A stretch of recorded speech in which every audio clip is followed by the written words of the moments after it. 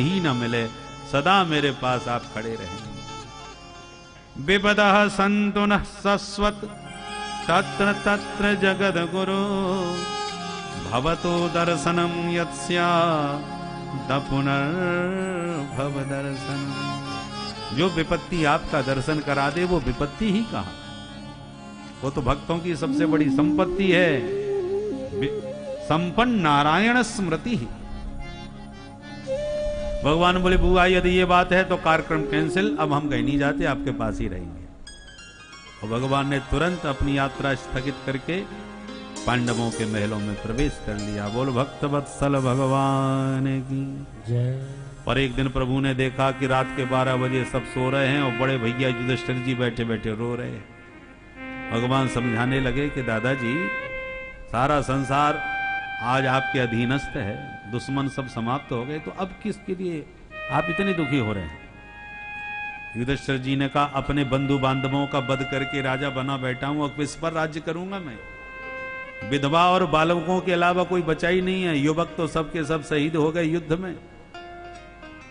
मुझे अपने आप पर ग्लानि होती है कि सत्ता के लिए मैंने अपनों को खो दिया।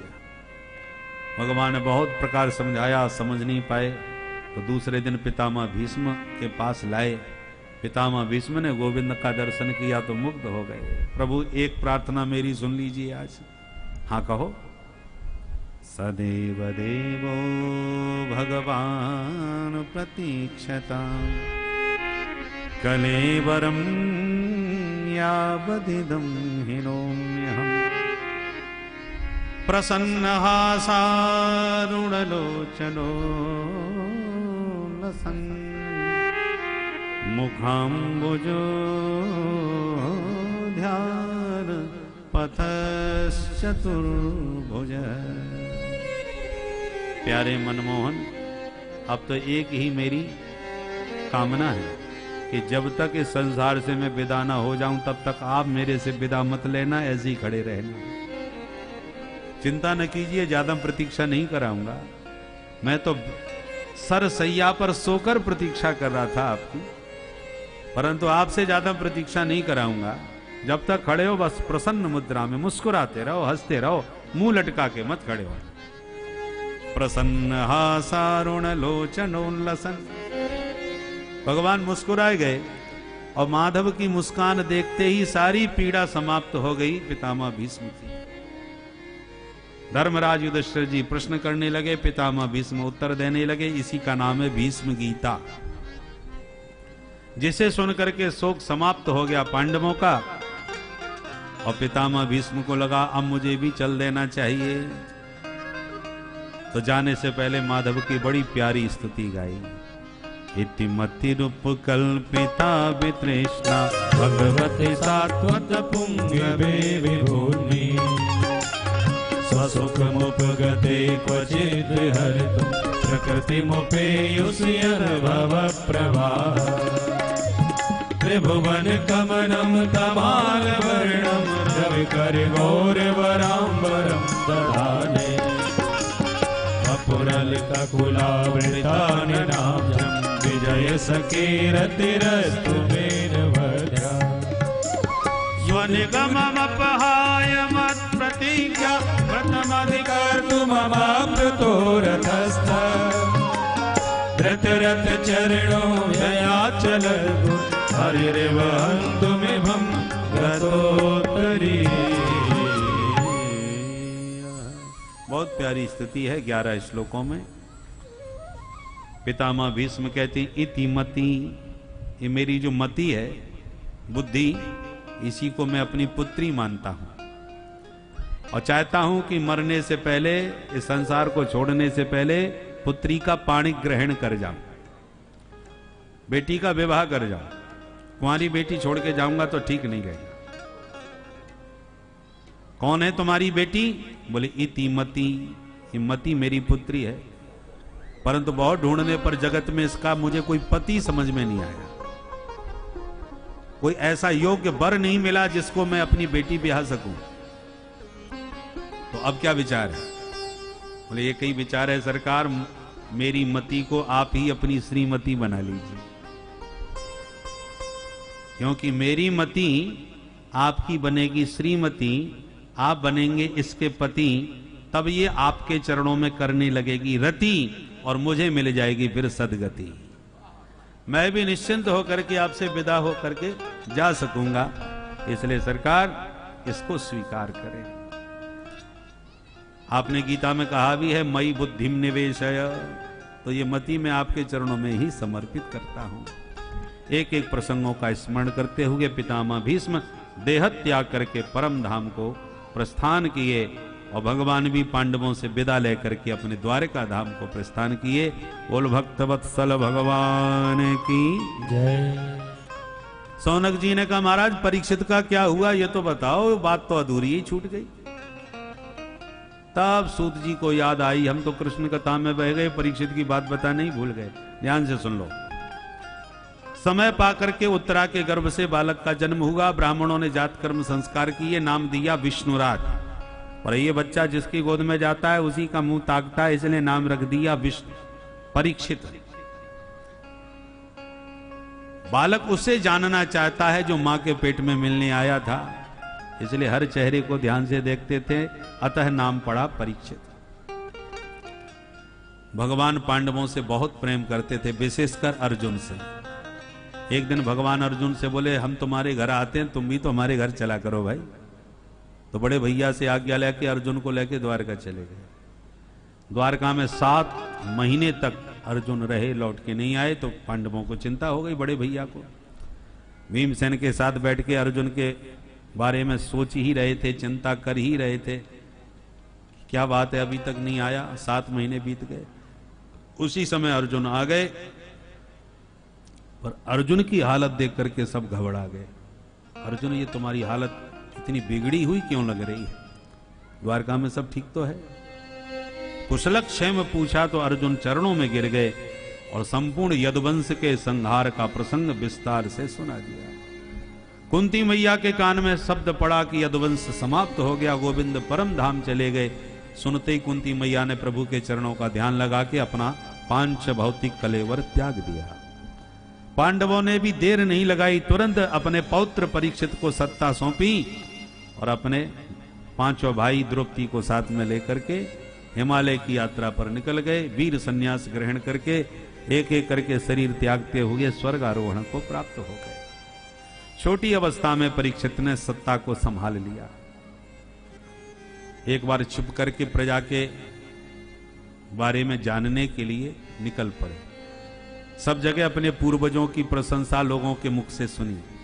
कोई उनके पिता अभिमन्यु की महिमा गा रहा है, तो कोई उनके पितामह अर्जुन के पराक्रम की चर्चा कर रहा है। किंतु एक जगह पर देखा कि एक गाय और बछड़े को एक आतताई बुरी तरह मारता हुआ ले जा रहा है। मार मार के बछड़े के 3 पैर ही तोड़ डाले। महाराज परीक्षित यह दृश्य देख करके एकदम क्रोध में प्रकंपित हो गए। तलवार तान के दुष्ट को दंड देने के लिए दौड़ पड़े और गौ माता को अभयदान देते हुए कहा मारो दीरम भद्रम ते खलानाम मई शास्त्री। गौ माता मत रोइए, इन दुष्ट दुराचारियों को दंड देने के लिए परीक्षित अभी जिंदा है। जिन गायों की रक्षा के लिए प्रभु गोपाल बन के वन वन विचरण किए, उन्हीं गोविंद के परम धाम जाते उनकी प्यारी लाडली गायों पर अत्याचार करने लगा। ये दुष्ट कौन है? जो तलवार निकाली के वह दुष्ट मुकुट उतार के चरणों में गिर के त्राहिमाम शरण में आ गया। शरणागत को छत्री मार नहीं सकते, तो छोड़ दिया। गौ माता को प्रणाम करके पूछा मां आप साधारण गाय नहीं है, क्या अपना परिचय देंगी? गौ माता कुछ ना बोली। तो बछड़े से कहा भगवान आप ही बतावें। तब बछड़ा बोला महाराज हम अपनी इस दुर्दशा का दोष कैसे दें? धर्मशास्त्र कहते हैं कोई किसी को कष्ट नहीं देता, बस सब अपने अपने कर्मों का ही फल भोगते हैं। शास्त्रों में तो ये भी कहा गया है ईश्वर की इच्छा के बिना पत्ता नहीं हिल सकता, तो वो जो चाहते हैं वही होता है।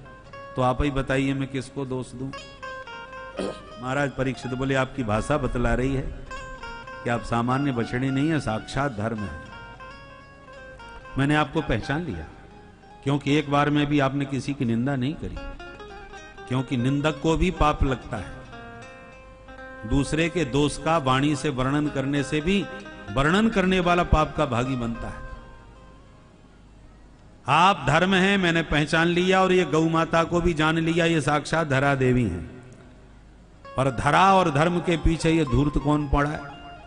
क्यों भाई, तुम कौन हो जो इनको परेशान कर रहे हो? तब हाथ जोड़ के बोला, मेरा नाम है कलयुग महाराज। अरे दुष्ट, तू मेरे राज्य में कैसे प्रविष्ट हुआ? निकल बाहर। कलयुग बोला, बाहर जाऊं कहां? सारी धरती पर आजकल आपका ही राज्य है, जहां कहोगे वहीं रह लूंगा महाराज। आप ही बता दो स्थान। बोले, ये बता, तेरे अंदर कुछ विशेषता है कि सब बुराइयां ही बुराइयां हैं? बोले, महाराज बुराइयों का तो मैं भंडार हूं, विशेषता केवल एक ही है। क्या? यत् फलम नास्ति तपसा न योगे न समाधिना तत्फलम लभते सम्यक कलौ केशव कीर्तना। अन्य युगों में जो तपस्या, यज्ञ और ध्यान आदि से फल मिलता था, वो कलिकाल में केवल भगवान नाम संकीर्तन से प्राप्त हो जाएगा। परीक्षित प्रसन्न हो गए, गुण तुम्हारा बहुत प्यारा लगा भाई, इसलिए 4 स्थान हमने तुम्हें रहने को दिए। द्यूतम पानम स्त्रियः सूना यत्रा धर्मस्य तुर्विनः। जहां जुआ खेला जाता हो, जहां मदिरा पान किया जाता हो, जहां दुराचार किया जाता हो, जहां जीव हिंसा होती हो, ऐसे 4 स्थान पर रहो। कलयुग बोला, जय हो महाराज, जैसा यात्री वैसे ही कमरे। अरे कम से कम एक स्थान तो बढ़िया सा दो, हमारा एक गुण तो अच्छा लगा ना आपको। क्या चाहते हो? बोले, केवल स्वर्ण में निवास और मिल जाए। बोले, तथास्तु, दिया। कली प्रसन्न हो गया और महाराज परीक्षित चले गए। एक दिन सोने का मुकुट धारण करके मृगया खेलने के लिए शिकार करते हुए महाराज परीक्षित वन में विचरण कर रहे थे कि रास्ता भटक गए। भटकते हुए भूखे प्यासे समीक आश्रम में पहुंच गए। वहां महात्मा समाधिस्थ बैठे थे, तो राजा को लगा कि ये पाखंडी बाबा मेरे इतने बुलाने पर भी नहीं बोला और आंख बंद करके बैठा है ताकि स्वागत सत्कार न करना पड़े राजा का। अभी देखता हूं। मरा हुआ सांप दिखाई पड़ा, सो उठा करके धनुष से बाबा जी के गले में लपेट दिया। परंतु महात्मा की सत्य समाधि थी, इसलिए कोई प्रभाव नहीं पड़ा। अविचल यथावत बैठे रहे और परीक्षित गले में सांप डाल के चले गए। यह दृश्य एक बालक ने देख लिया। वो भाग करके गया और समीक पुत्र को पूरा समाचार सुना दिया। समीक महाराज के पुत्र ने जब सुना कि मेरे पिता का अपमान राजा ने किया, तो क्रोध में भर गए। कौशिक्याप उपस्पृश्य भाग वज्रम विससर्ज। कौशिकी नदी का जल हाथ में लेके भयंकर शाप दे दिया। इति लंघित मर्यादम तक्षकः सप्तमे हनि। अरे कुलांगार, तूने सर्प से मेरे पिता का अपमान किया। जास, मेरा शाप है, 7वें दिन तक्षक नाग तुझे डसेगा। बाघ वज्रम विससर्ज। इस प्रकार से वाणी का वज्र चला दिया। ब्राह्मणों की शक्ति बाणों में नहीं, वाणी में होती है। बाघ वज्र छोड़ा, आकर के पिता के गले में मरा सांप देखा तो मुक्त कंठो रुरोध, बड़ी जोर से रोने लगा। महात्मा की समाधि खुल गई। गले का सांप उतार के फेंक दिया। बच्चा, तू क्यों रो रहा है? बालक साथ के थे, उन्होंने पूरी कहानी सुना दी। जब ये पता चला कि सम्राट को शाप दे दिया, तो समीक मुनि बड़े दुखी हो गए। बेटा, महा अनर्थ कर दिया। ये राष्ट्र का सौभाग्य है जो परीक्षित जैसा सदाचारी, धर्मनिष्ठ, राष्ट्रभक्त राजा हमको मिला हुआ है। बेटा, जब देश का सौभाग्य उदय होता है, तब कोई सदाचारी राजा उसे प्राप्त होता है। और तुमने एक नासमझी में ऐसे राजा को खो दिया। छोटी सी भूल का इतना बड़ा दंड दिया। अब इस राष्ट्र को इतना धर्मात्मा राजा फिर दोबारा मिलने वाला नहीं है। अब तो जितने मिलेंगे वो छद्म धर्म निरपेक्षी होंगे। वास्तव में धर्मनिष्ठ, धर्मपरायण राजा दुर्लभ है। तुरंत विशेष शिष्य भेज करके राजा को घटना से अवगत कराया। जहां राजा को पता चला कि मेरा मरना 7वें दिन पक्का, तो सर्वस्व त्याग करके आत्मग्लानि से भरे हुए सीधे भाग करके गंगा के तट पर आकर के बैठ गए। ऋषि महर्षियों को पता चला, सब भाग भाग करके राजा को सांत्वना देने के लिए आने लगे। हजारों महात्मा इकट्ठे होने लगे। राजा परीक्षित सभी साधु संतों को प्रणाम करके एक ही प्रश्न सबसे पूछते हैं, महाराज कृपा करके ये बताइए कि हम जैसे मुमूर्षु जो मरने के लिए निकट बैठे हैं, उन प्राणियों को क्या करना चाहिए।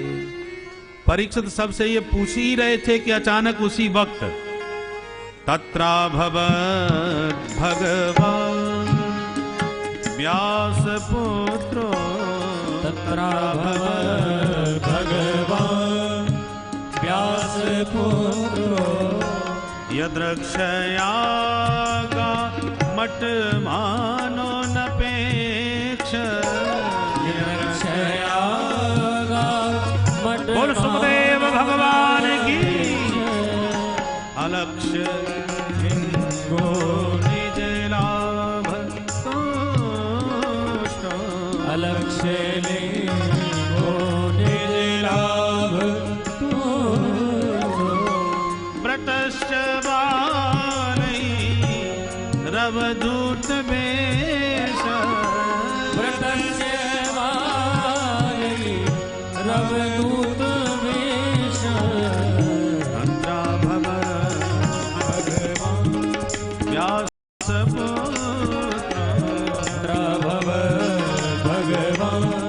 व्यासपुत्रो, तत्राभवत् भगवान्, तत्राभवत् भगवान्, तत्राभवत् भगवान्।